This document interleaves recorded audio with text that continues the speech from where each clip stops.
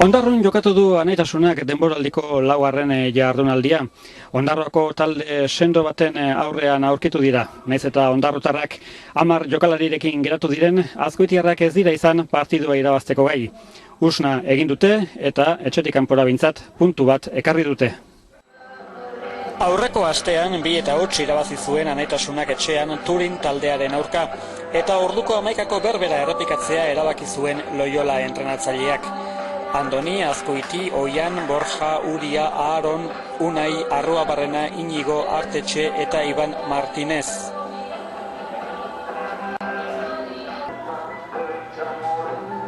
Ondarrotarren aldetik Galan, Josu, Lema, Gabella, Eder, Gorostola, Arreitu, Michael, Badiola, Koldo eta Andoni izan ziren hasierako 11akoan.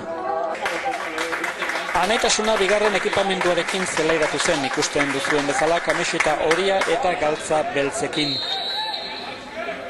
Lehen dabiziko zatian Anaitasunak joku polita erakutsi zuen, bizitasunez betea eta jokalariek dena ematen zutelarik. Duela 2 aste Arrasaten jokatu zuten partidua ahaztu egin nahi zuten, eta aurreko astean Errenteriako Turin taldeari 2-8 irabazi ziotenean erakutsi zuten jokoa atera nahi izan zuten berriro.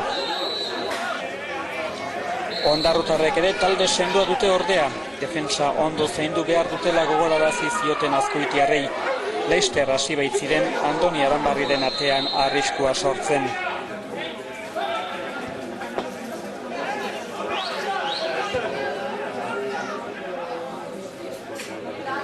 Jokaldi honetan penalti eskatu zuen Inigo Irazabalbeitia Elgoibartarrak. Epaile lanetan aritu zen Casanova jaunak, ez zuen ezer adierazi ordea eta jokoak aurrera jarraitu zuen.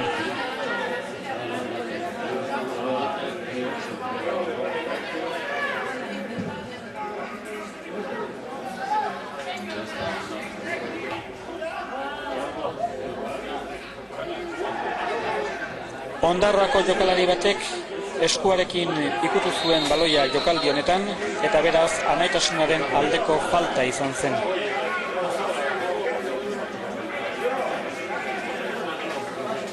Falta jaurtiketan ordea baloia Galan atezainaren eskuetara joan zen zuzenean.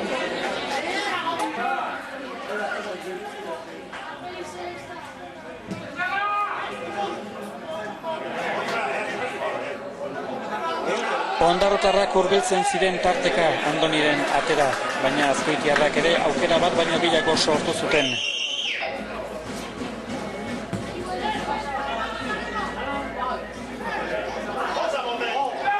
Martiren jaurtiketa defensa batek urrundu zuen, baina ez oso modu egokian, dirudienez min ere hartu baitzuen.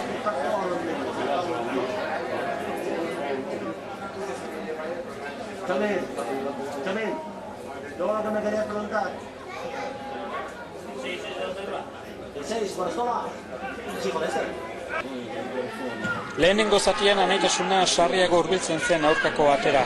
Bazirudien halako batean gola iritsiko zela, baina ezin zuten asmatu atea zulatzen.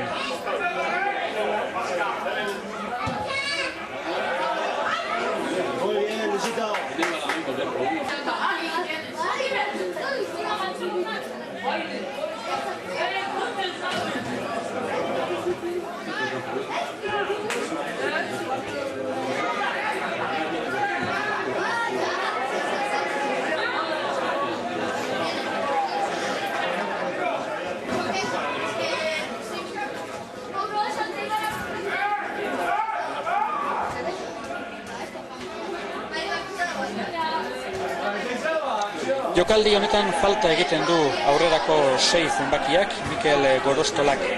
Epaileak txartel hori ateratzen dio. Lehendik ere bazuen beste txartel hori bat eta ondorioz txartel gorriarekin kanpora joan behar izan zuen.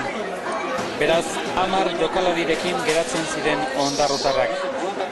Bazirudien Anaitasunak gauzak errazago izango zituela 10en aurka arituz.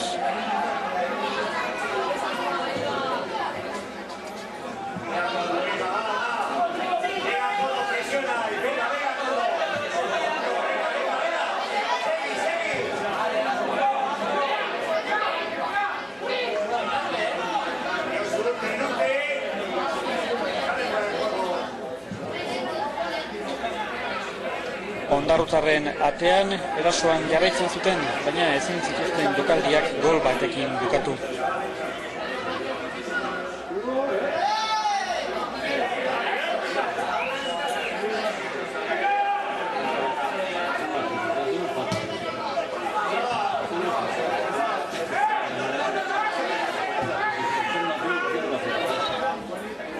Martiren jaurtiketak ere oso urrutitik atezainaren eskuetara joan ziren zuzenean. Handik lasterrera lehen zatiaren amaiera adierazi zuen epaileak.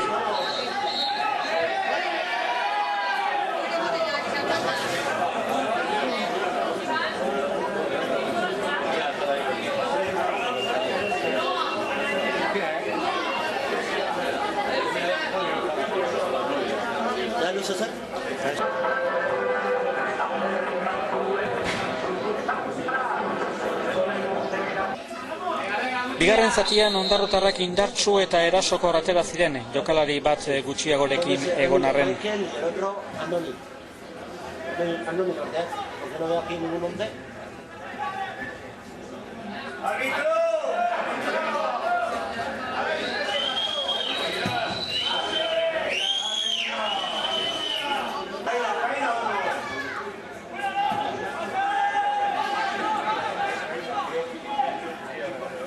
Bigarren zatia hasi eta berehala Julian Valenciagak ere txartel horia ikusi zuen, gainera zelairatu berria zen aldaketa baten ondorioz.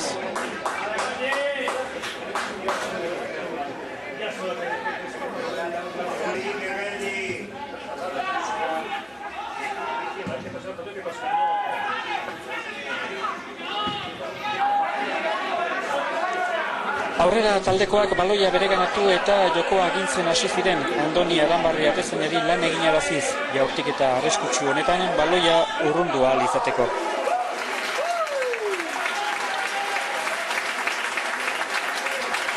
Bost aldaketak egin zituen Loyola entrenatzaileak bigarren zatian hasi eta berehala, Marti eta Uneiren ordez Goenaga eta lehen aipatutako Julian atera zituen.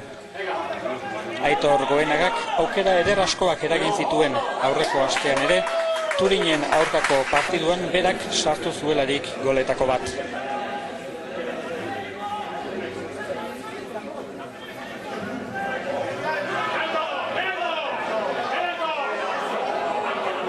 Geroxeago Iraitz Kortak Aronen tokia hartu zuen eta Jakez Lizarazu Uantxok Inigo Irazabalbeitiarena.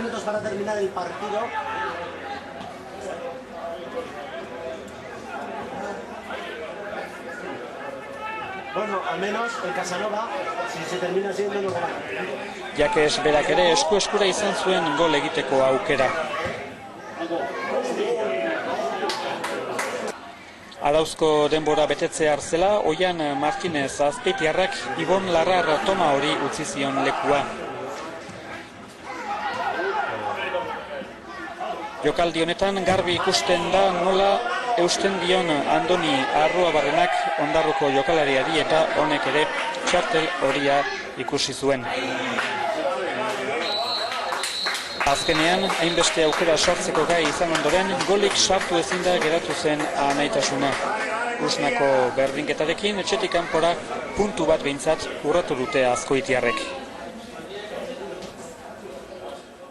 Asteburuko gainontzeko emaitzei begiratuz, esan behar, anaitasunaren bigarren erregio mailako taldeak 2-0 irabazi zuela etxean, Aretxabaleta taldearen aurka.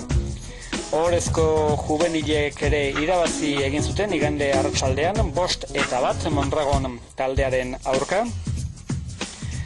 Kadete mailako taldeak ere 5-0 irabazi zion Azpeitiko ikasberriri.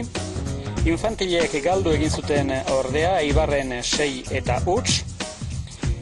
Emakumezkoen ligan anaitasunak etxetik kanpora irabazi egin zuen 1-3 Arizmendi taldearen aurka. Eta azkenik kadete mailako neskak etxean 2-4 galdu zuten Beasaindarren aurka. Bailarako beste emaitza batzuk begiratuz, hirugarren mailan Lagunonakek galdu egin zuen 2-0 Eibar B taldearen aurka. Emakumezkoen Nazional Ligan baita ere galdu egin zuten 1-3 Saninazio taldearen aurka. Lehenengo erregio mailan Lagunonakek huts Amalaberrik 2. Juvenilen Euskal Ligan Lagunonakek huts Leioak 1.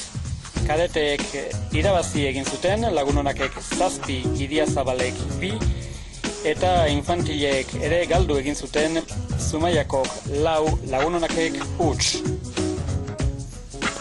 Amaitzeko aipar ezagun Anaitasuna futbol taldeak helarazi digun ohar bat, izan ere, kadete mailako nesken taldearentzat entrenatzaile bila dabiltz.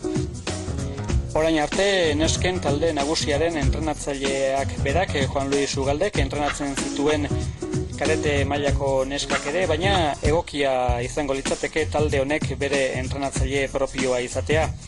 Beraz, herriko norbaitek interesik izango balu, kadete mailako neskak entrenatzeko jar dadila harremanetan Anaitasunaren zuzendaritza batzordearekin Txerloieko telefonora deituz 943 852 2 6 bat.